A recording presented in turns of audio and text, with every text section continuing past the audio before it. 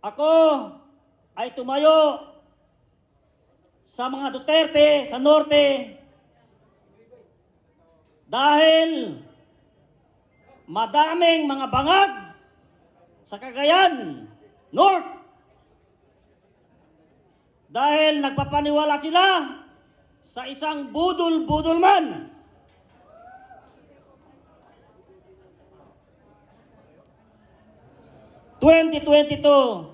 Nag-organize ako ng isang organization na tinatawag nilang Kilusan ng mga bagong leader sa Pilipinas. Nagpadala ako dyan sa Mandaluyong ng 800 van units. Nagkagulo sila dyan sa kanilang headquarter. Nagalit si Abalos sa akin nang dahil sa 800 van units na sumali dyan sa karaban na yan. Kinansel ako. Ang ibang mga van units na nanggaling sa iba't ibang panig nitong NCR na to hanggang sa Pampanga, Nueva Ecija, hanggang sa Batangas province. Nagalit pa sila sa akin. Ang pinatuloy ko na van dito sa Metro Manila ay 180 van units na lang. Pinagalitan pa ako. Biruin mo yun. Sa sakripisyo ko na nag-organize ng kilusan ng mga bagong leader sa Pilipinas, pinadala ko ang mga leader mula doon sa South Cotabato hanggang doon sa Apare.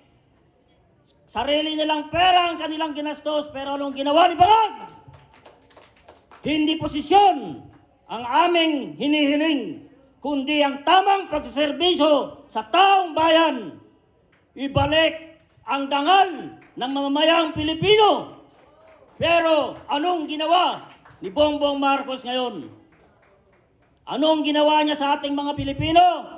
Sa halip na kasuhan ng mga magnanakaw sa kaban ng bayan, ang kinasuhan yung mga witnesses. Bakit hindi nila ito pakinggan sa Senado, sa Korte?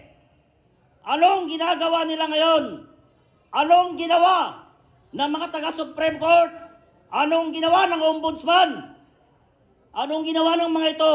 Na dapat itong mga ito ang tagapagtanggol ng mamamayang Pilipino. Naging tahimik sila at pinabayaan si Bongbong Marcos na free silang magnakaw sa kaban ng bayan. Hindi lang doon, mga kababayan. Ibinenta ang halos 30 tonelada na ginto na gold reserve ng Central Bank. Hindi nila may paliwanag kung saan nabenta ito, kung sino-sino ang bumili nito, nasaan ang resibo.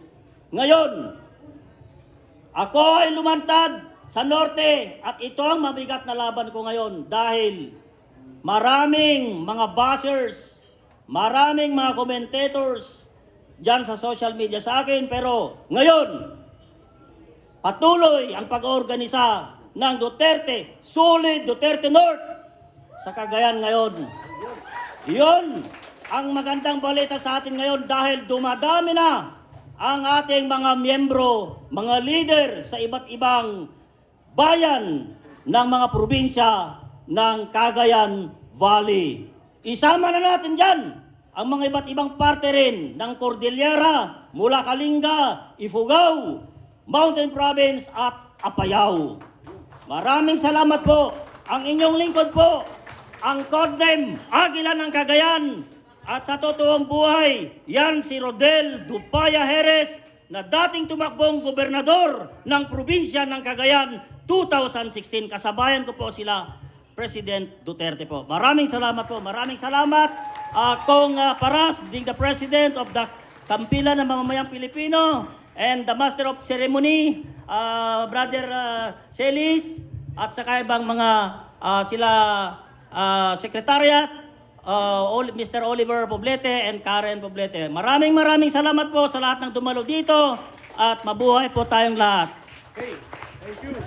Maraming salamat mula sa grupo ng Agila sa Norte, Agila sa Cagayan. Everybody, please let us stand up and come closer. Requesting everybody from the back to please come forward.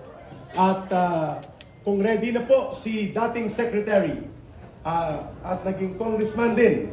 Kaibigan nating Congressman Jing Paras, pinuno, tagapangulo ng ating kampilan at the same time, National Coordinator ng Tatay Digong for Inday Sara 2028 movement. Please everybody come forward. Dahil pagkatapos nito, magkakaroon tayo ng community singing.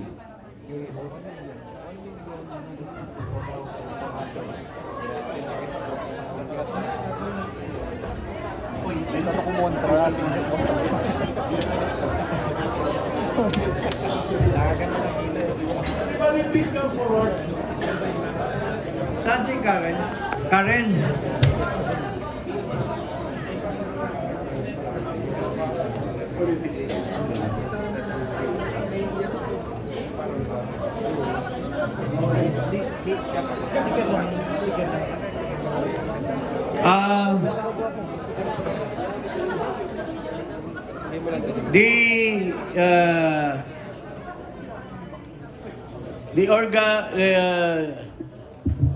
The organizer of National People's Forum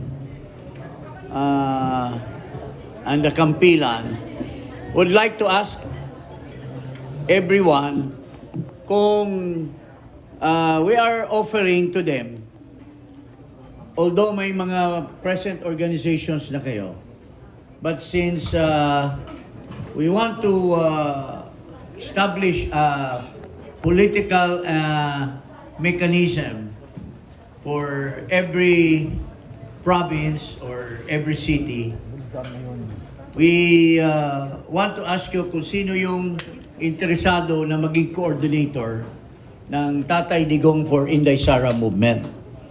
Mayroon kaming appointment form. You just go to Karen at i-issuean kayo namin ng authority as coordinator for Tatay Digong for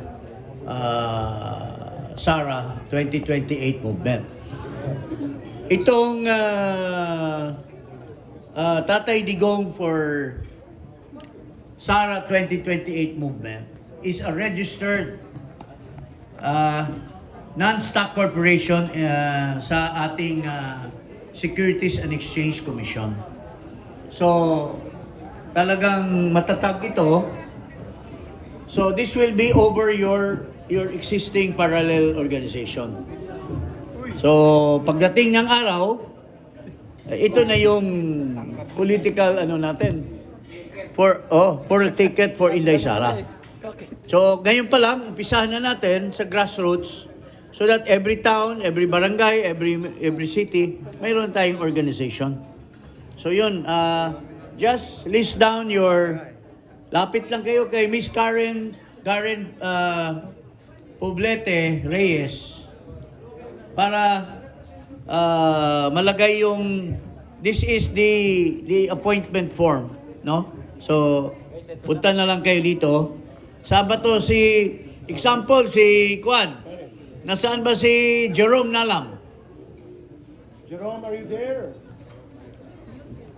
Sige, basahin mo pa nito. Wala ba?